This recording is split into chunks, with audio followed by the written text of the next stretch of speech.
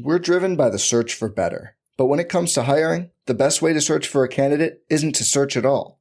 Don't search, match with Indeed.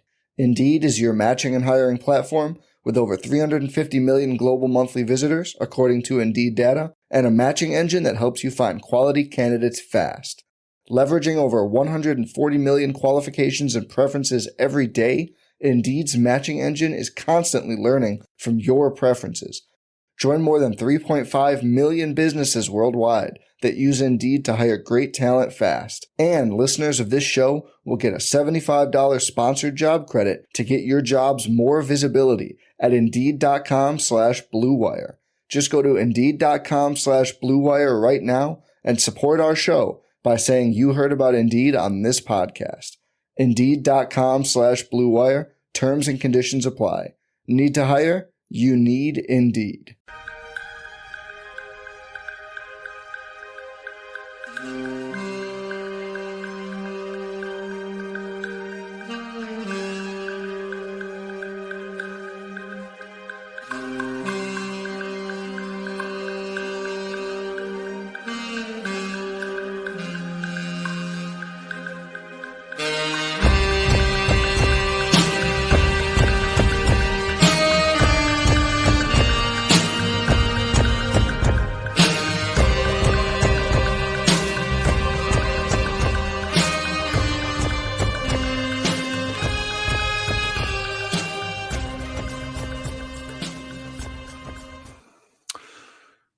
Hello, friends. Welcome to Pod Maverick After Dark, your premier podcast to get Dune 2 takes. Now that Josh Poe and I have each witnessed the movie, we're here to do a review of the film. And Denny Villa, how the hell do you say his name? You're asking the wrong person, Kirk. Oh, well, the joke is dead. The Dallas Mavericks just got shellacked by the Indiana Pacers again. 137-120 in a game that, for me, broke me. Josh, how are you? I'm doing okay. How broken are you? Are you mad broken or sad broken? Because I think there's two different ones. I don't care. That's even worse. Apathy broken? I'm apathetic. Like, oof, that's worse than sad. I was doing some math, and so I've obviously been a Mavs fan since 99, maybe 98. Yeah, 99. I'm not gonna lie. It was the second half of Dirk's rookie year.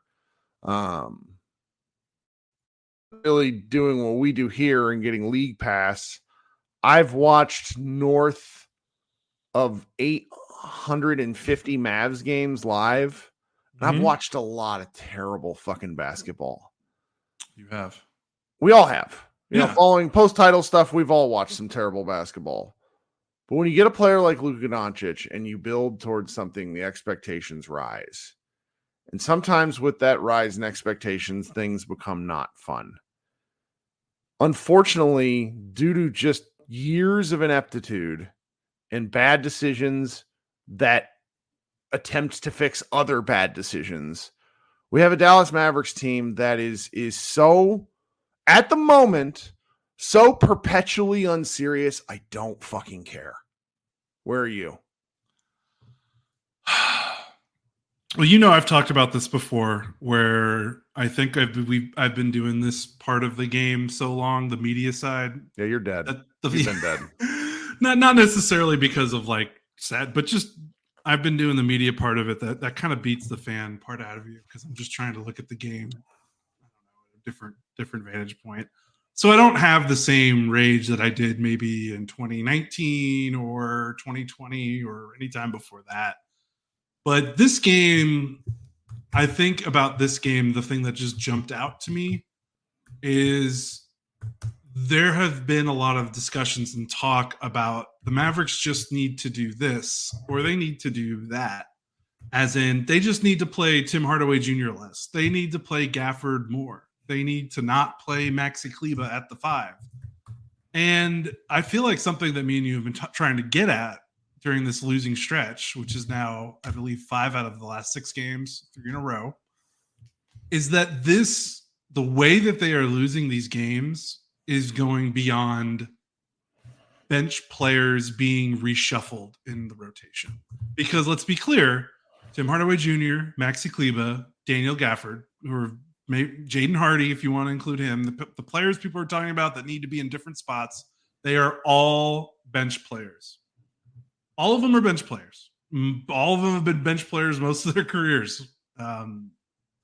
You are not losing by 17 to 18 points to good teams by giving bench players exceptionally larger roles. This has gone beyond that. And to point that out and to make further prove my point, Daniel Gafford played the most minutes of any Mavericks big tonight. He played 21 minutes. Lively played 16. Kleber played 15. Tim Hardaway Jr. played 13 minutes, a shade under 13 in the official box score. It was like 12:58. Easily the lowest amount of minutes he's played in a game this season. Maxi Kleber played 15 minutes, also pretty low for what he's been doing. Maxi Kleber played basketball tonight? He did. He shockingly did. What a loser of a game that guy had. I'm sorry to pick somebody out of the fucking lineup. 15 minutes, 0 for 3, 1 rebound, 3 personal fouls. You cardio master. Just a good-looking German guy out there for a run. Fucking dork.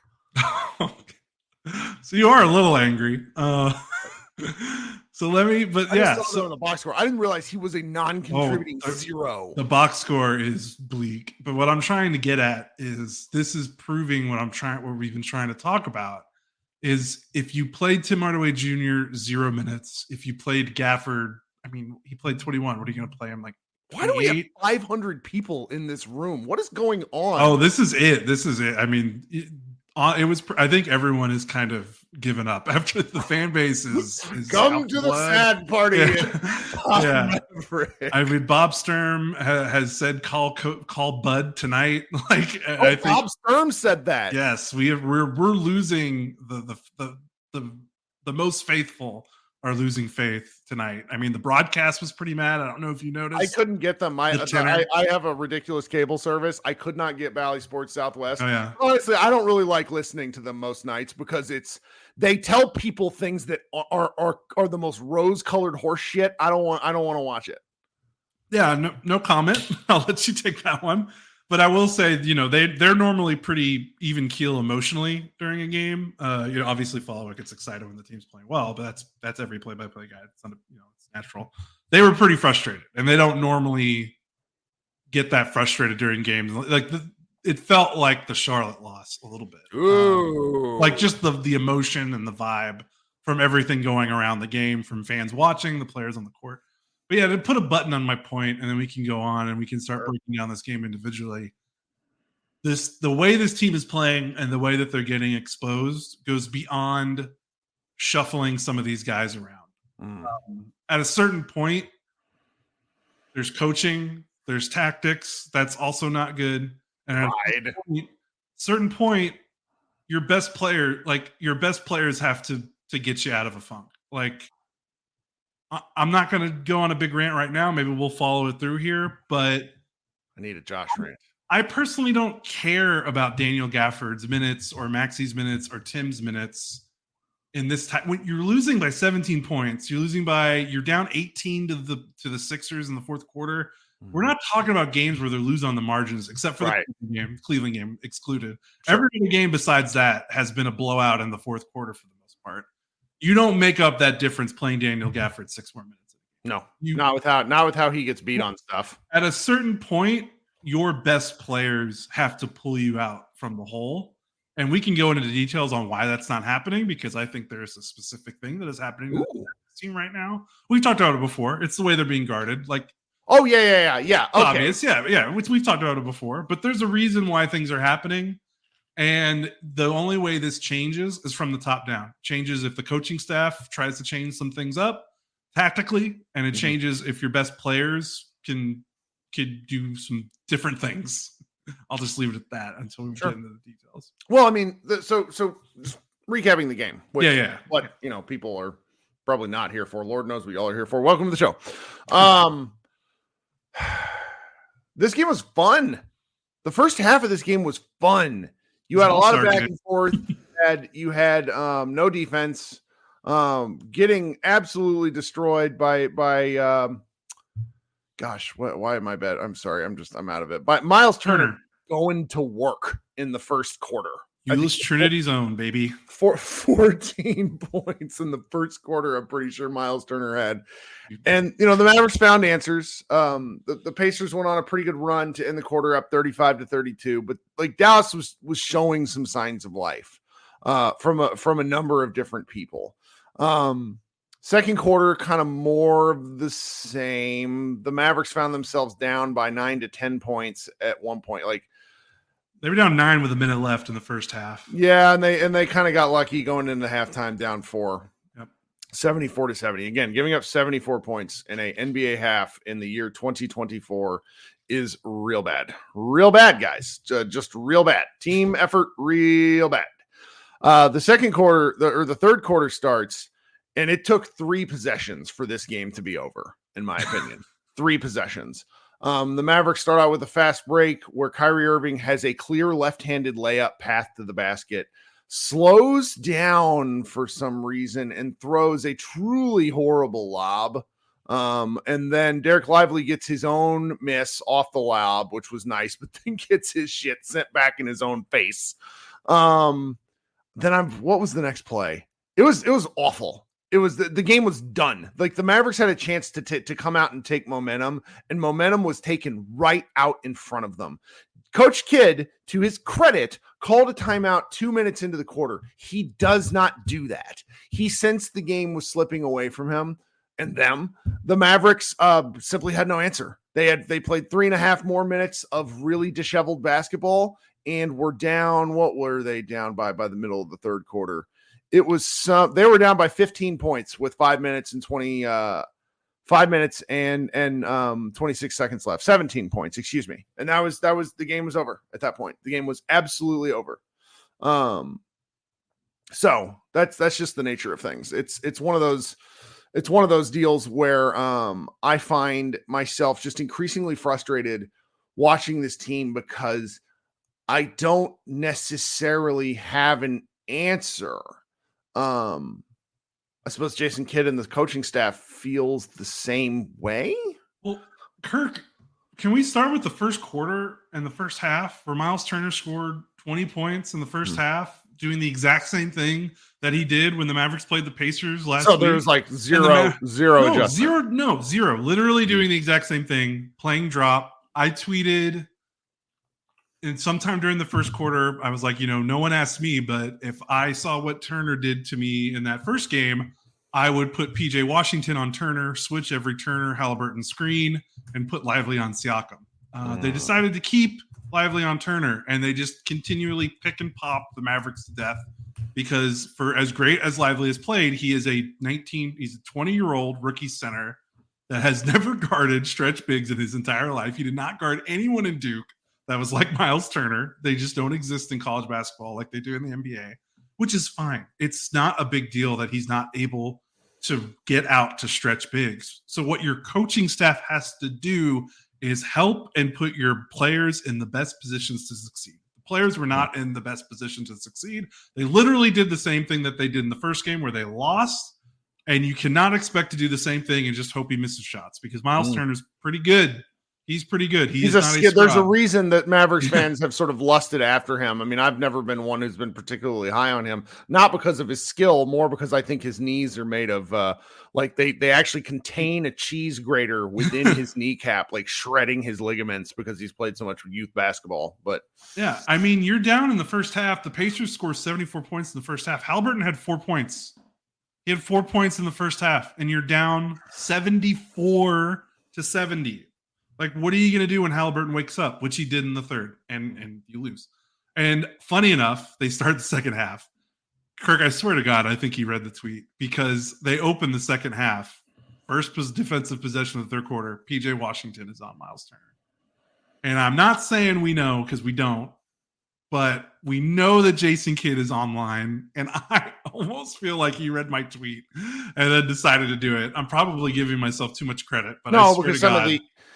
Swear to God. I love this take. I swear to God he read it. And then, of course, it didn't work. I mean, it worked in the sense that Turner didn't score, which, of course, he didn't. you're switching and doing that. But then they didn't guard anywhere else. Their rotations are a mess. They're over helping, especially from the corners. They're in the bottom third of the league in corner threes allowed in terms of share of shots. They help way too much. They're way too aggressive with their help defense, which is what got Kidd in trouble in Milwaukee, where that defense got blitzed like crazy after his first season in Milwaukee. They can't stay in front of their man. And that happen, your two best players aren't great defenders. That makes things harder. You have to overcompensate and help for that.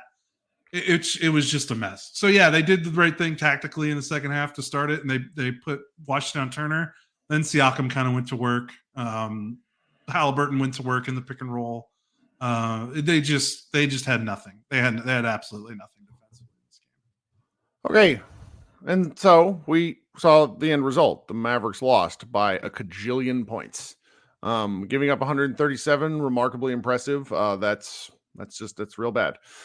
Okay, so we're about the halfway point in the show, and there are, for some reason, 770 people watching this on Twitter. Don't know how that happens. Welcome to the show, folks, on Twitter. We are doing this show live on YouTube. If there is any way for you to promote and like the video stream, I would very much appreciate it.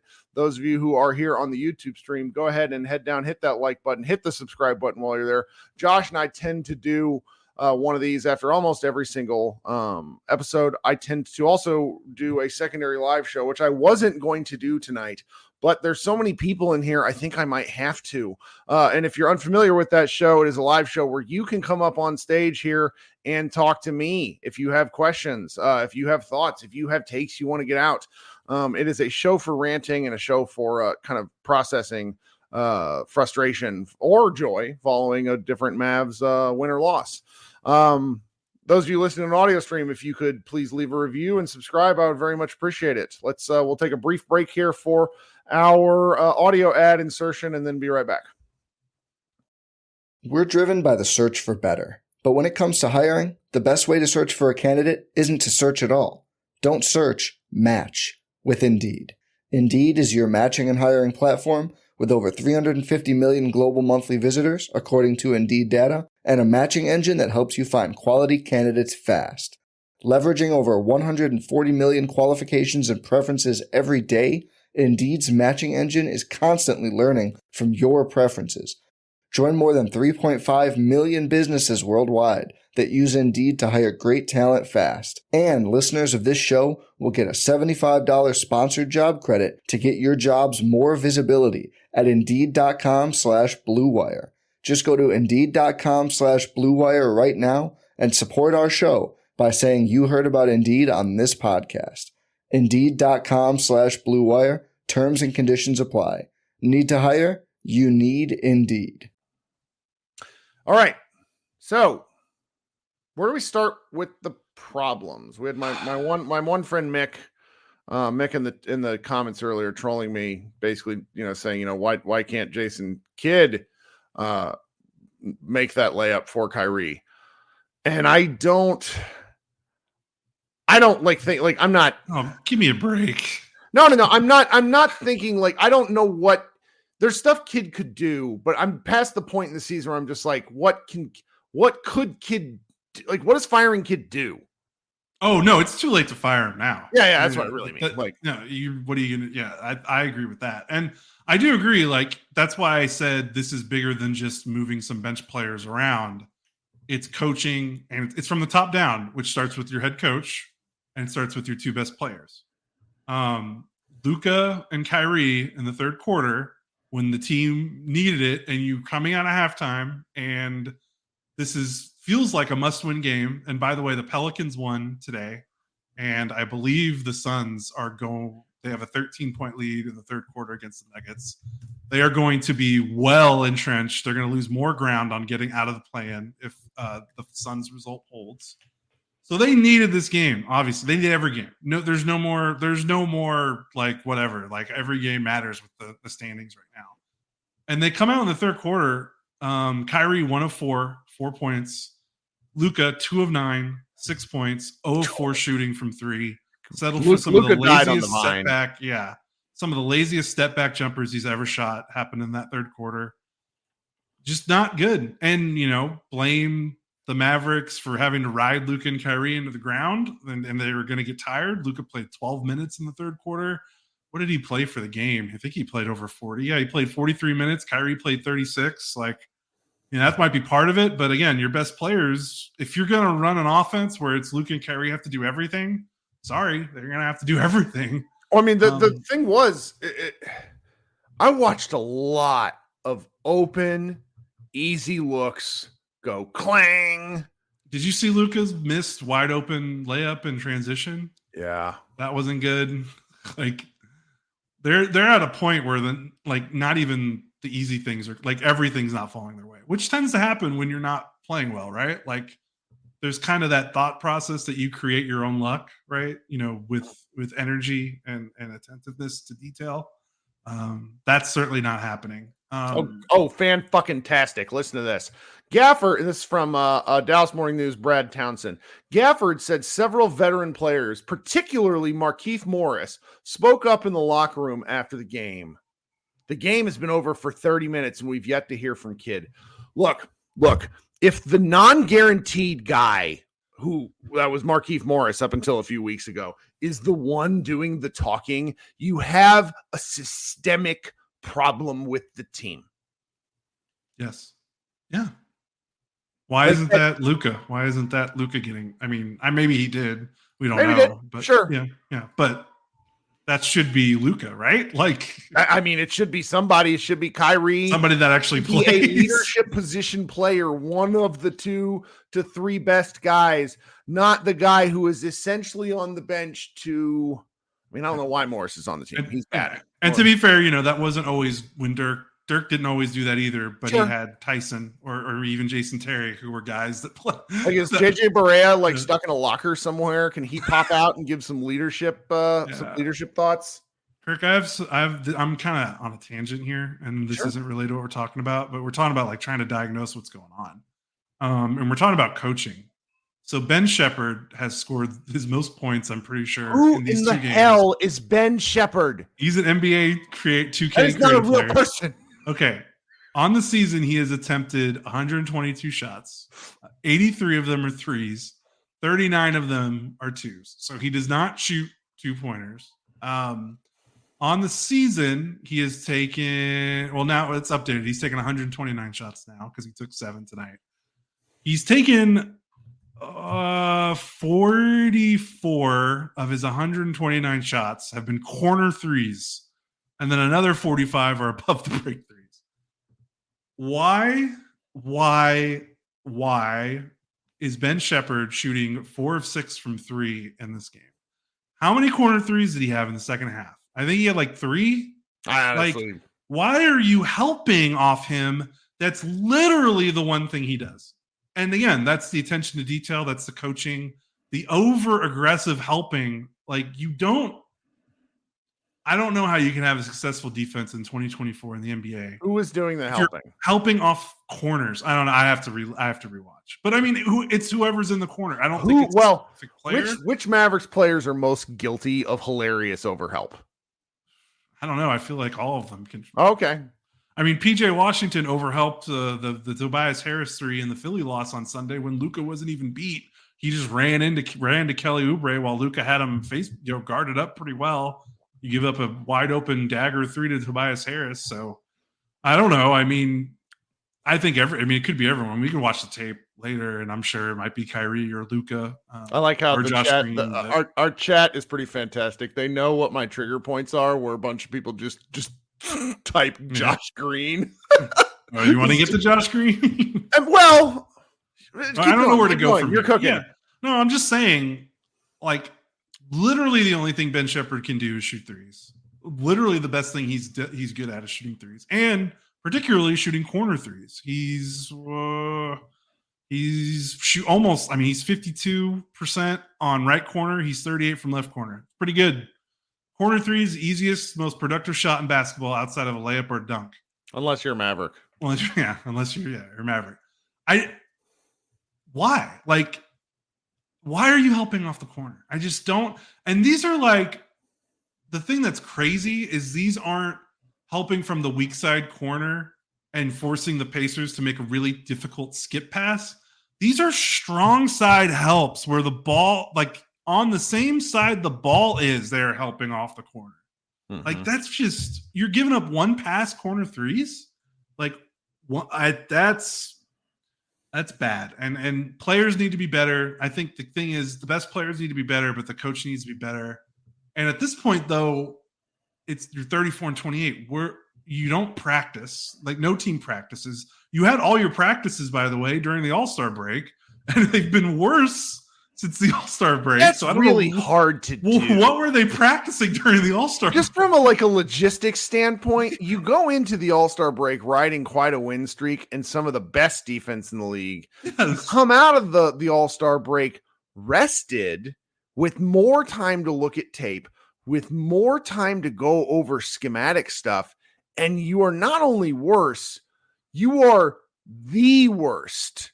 Because they are. They're currently, over this stretch, they are the worst basketball defense.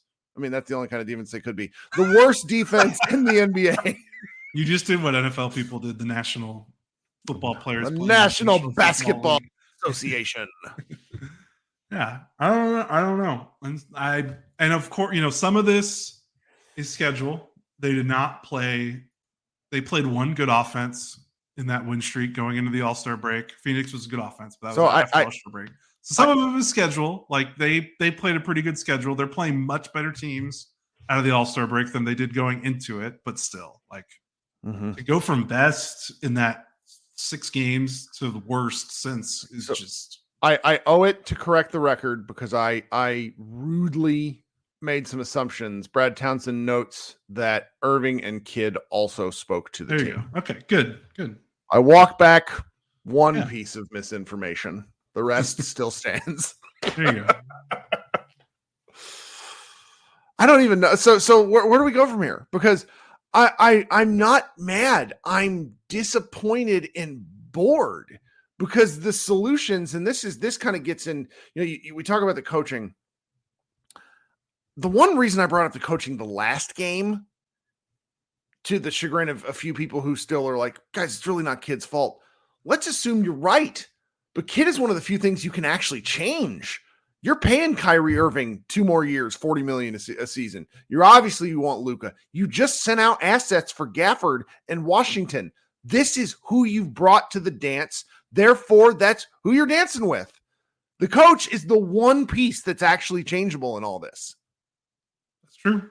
But now they've waited so long. I mean, are you really going to institute a new coach with how many games are left? Like 19 Well, games I mean, with how bad they're playing, why not go to a no coach option and just vibes? Like sheer vibes the rest of the year. We'll let argue Kyrie be a player coach. You could argue that's what they're already doing. Sure.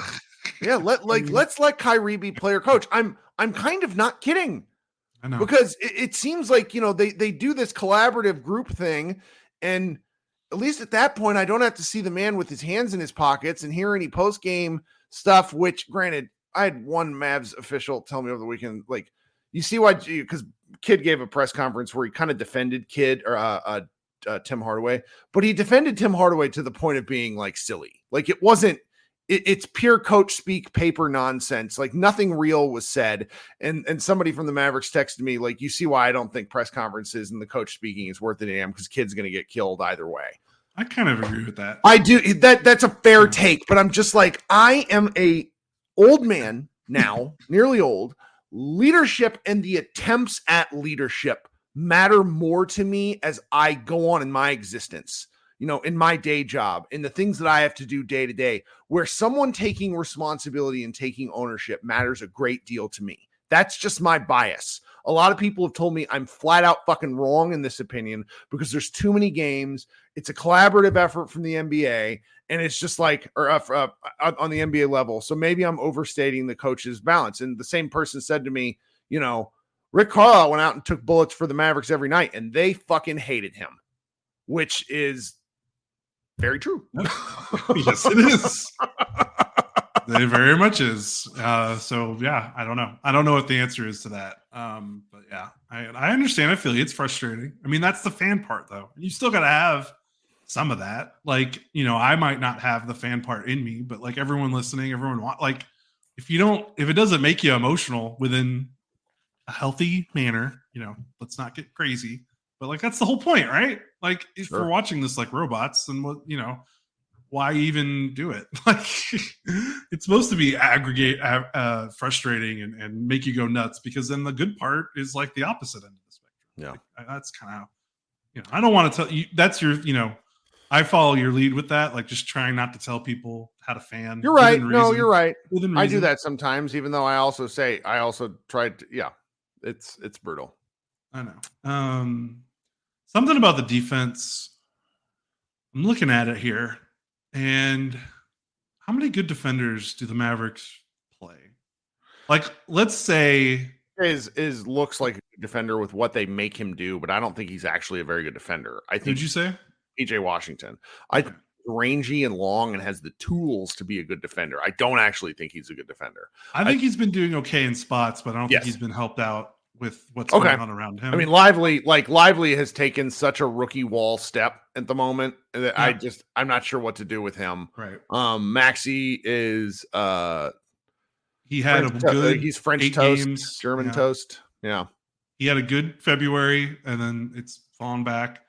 And you got Luka and Kyrie, which we don't need to go. I mean, maybe we do because they're the pillars of the team. And I would say, if you're being optimistic, those two net out to average defensively, and that's being as optimistic as possible. Yep. And you got Josh Green, who, for the love of God, like I will give people some slack on the offensive production because it's very clear on the offensive side of the ball for him that he is very much needs touches, needs motion, needs activity player. Like it's very clear that he is not good playing off of ball dominant players. Like if you don't like Josh Green because of that, because it's like you got to fit in with Luka, I understand. If you're mad at how the Mavericks play because you feel like they don't utilize them more, I understand. If you feel like it's bizarre to argue about utilizing a player of Green's caliber and the totem pole, also understand. I just don't want to argue about his offense right now.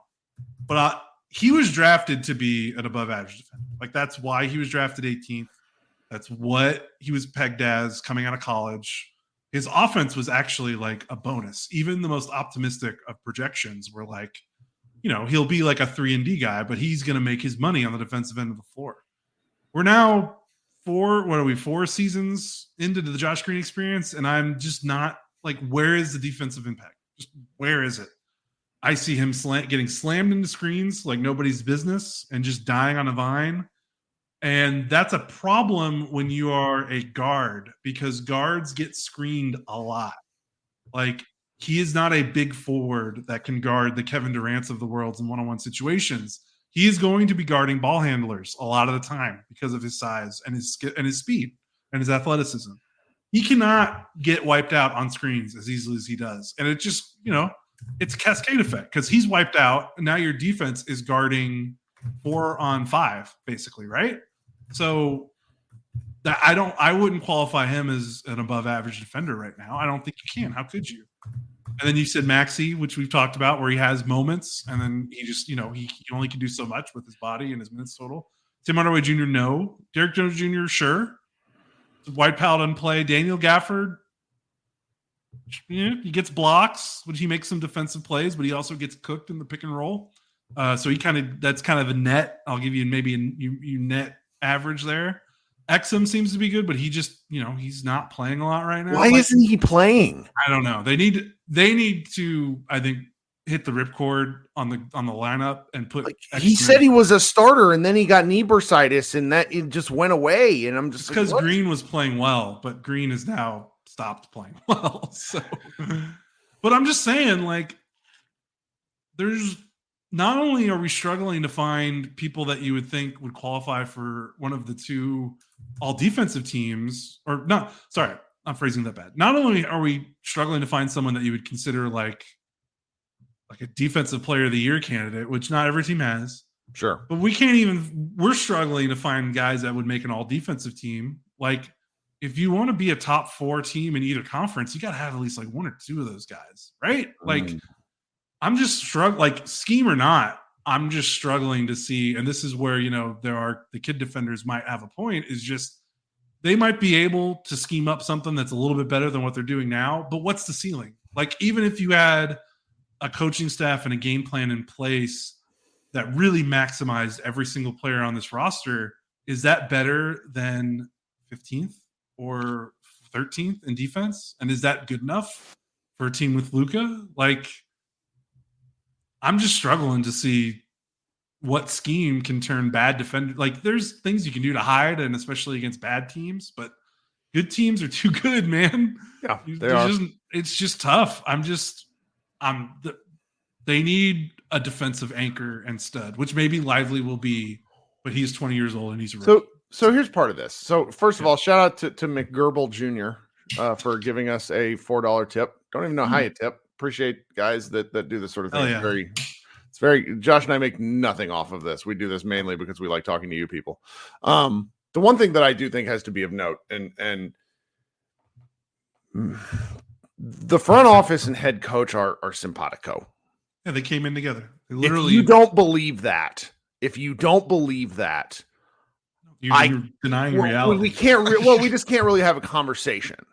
The JaVale McGee signing was a specific Jason Kidd thing. A specific, now Christian Wood, not a Jason Kidd thing. That was done over his head. Like, that much was made clear as the season went along. Yeah, he wanted nothing to do with it. But it was the front office's attempt to get rid of 4 bad contracts at once, while also bringing on Christian Wood. I have to think there's a strong possibility. Like, I just can't believe that Kidd would have no say in the bringing in of PJ Washington and Daniel Gafford, right? At this point in the year. What do you think? I think he has to have some input, right? Yeah, I think he has to have some input. I don't know how much, but some has to have some. Yeah. So some input, and so it's like, I've mentioned this before. It's worth bringing up again. Kidd very much wanted Tony Snell in Milwaukee. Tony Snell was out of the rotation after 10 games, just like JaVale McGee was out of the rotation after 10 games. If the Mavericks made a hard push for Gafford, I don't understand why they would do some of this if they didn't have a plan and a reason. Because it's like, how many minutes did Gafford play? He played 21. Okay, at least he played a little more tonight. No, he played, and I mean, he put up numbers, but I mean, he gave up. The Pacers were still scoring for the most part. So they keep going back to the same, like, the solutions for the Mavericks are, let's go play small ball 5 with Maxey at 5. And, Luka and 3 guards. And it just, like, it hasn't worked. It hasn't worked in any of these games. I mean, they beat, who's the one team they beat? I can't. Toronto. They beat Toronto. Who's trying to lose as many games as possible to keep their draft pick, by the way. So, yeah, now they are. But, I mean, they were on a 3-game win streak at that point. So it feels a little disingenuous that they were tanking. But it's like, they're not a great team. Yeah, they're not good. So I'm just like, I don't know what the solutions are, but again, like, this is where I find it so funny that people get mad at me, where I'm just like, the solution. You did this. The solutions are the people that are running the team. They need to figure it out. And when they come out and don't really have any ideas, and they're reactive. They're very reactive. Sure. Sometimes that makes it feel like, what's the plan in place when they're this reactive? And the Washington move, that feels considered. Although I don't know how much of it is. Reporting, there's a ton of reporting that essentially says they had offered 2 picks to go get Kuzma, and Kuzma quite literally said he didn't want to go, which is why that trade fell through. Like, that is a reported upon thing where Kuzma went on the record. This is not hearsay. This is on the record stuff. And then the next part that's a little bit curious is that means the Mavericks then pivoted and went to Gafford, which is pivoted and went to Washington, and maybe Gafford was part of the Kuzma talks, and they just were like, all right, let's still do this, I guess. But it's CM33 says Kuzma knows ball. Thanks. Still chasing that Kevon Looney ghost of 2022. No. God. Do you want me to talk about how much time? How much are we going to talk If you want to do a live show, I don't want to keep it too No, long. go ahead. Let's just do it. And we'll see if I even have, Well, let's talk about the offense and what's going on. Because like it or not, the defense is terrible, but they scored 18 points in the third quarter, and that's the quarter that ended the game. So not to say that don't let the defense off the hook, but if they played a clean offensive game for 4 quarters, it would have at least been close. We are now how many games since the All-Star break, basically? Like, look at the Mavericks box scores and look how many guys are in double figures. Look at every non-Luka Kyrie player. There's a lot of 0s, 5s, 6s. Derek Lively, 16 minutes, 0 points. Josh Green, 26 minutes, 6 points. Kleba, 15 minutes, 0 points. Tim Hardaway, 13 minutes, 6 points. Derek Jones Jr., 12 minutes, 2 points. Dante Exum, 16 minutes, 4 points.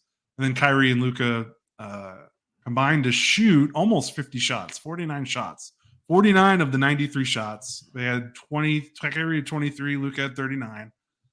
This is a trend. And what teams are doing, and the Pacers kind of kicked it off, actually, the first matchup, is they're done blitzing Luka. Luka was the most blitzed player in the pick and roll. And for people, I'm sorry to use kind of NBA lingo, but blitzing is whenever Luka runs a pick and roll, the defense puts 2 defenders on Luka with a trap or however you want to call it, instead of switching with the roll man or what have you. So they put 2 on the ball when Luka gets a screen in the pick and roll, and they trap Luka, and you're basically saying, we don't trust any of these other guys to do anything with the ball in the open space. We would rather not let Luka beat us with scoring. So now what teams are doing is we're not going to let Luka beat us with his passing. They are switching ball screens. They are hedging and recovering. The big man in the pick and roll guarding Luka is playing at the level of the screen. So not drop, but playing up to where the screener is, kind of walling Luka off a little bit, allowing the ball handler defender to get around the screen and get back to Luka. So it's not a straight up switch all the time. Some of them are straight up switches. Jalen Smith switched onto Luka multiple times. And basically teams are like, okay, because Luka kills blitzes. Like, they've been absolutely killing blitzes. So I think what happened was Luka's teammates earned enough of the league's respect to be like, okay, these guys have proven that they can make wide open shots. They've proven that with so much space given to them that they can drive to the basket, especially with the addition of Kyrie last season. You add PJ Washington, Josh Green has gotten better. Like, the Dorians and the Reggie Bullocks and some of the standstill spot up guys have kind of shifted out for more guys that can do a little bit more, just a little bit. Right. So now teams are like, okay, well, we don't think that they can beat us in one-on-one. So we're going to take away that space. We're going to take away the role players' wide open shots.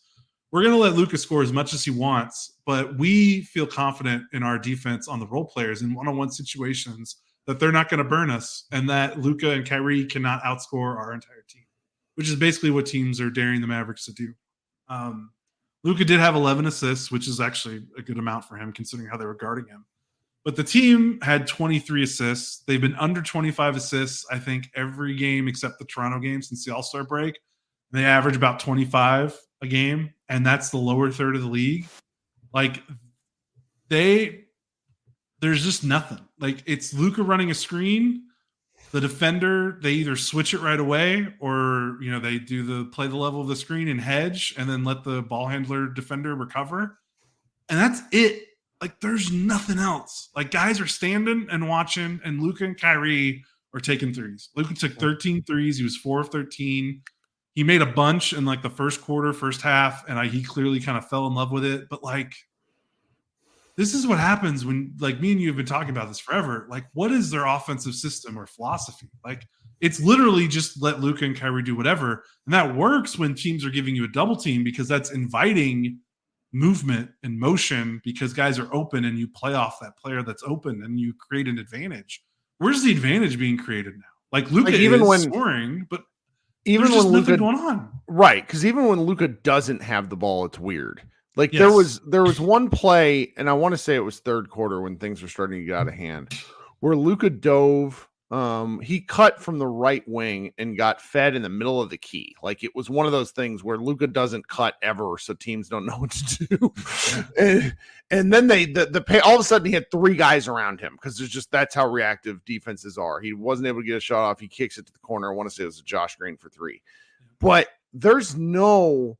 Like I've seen like Bobby Corrala of Mavs.com, he has up on their YouTube page a kind of explainer of what is getting mucked up in the offense and where. And the optionality for a lot of this stuff is pretty, with what the Mavericks run, is frankly pretty limited.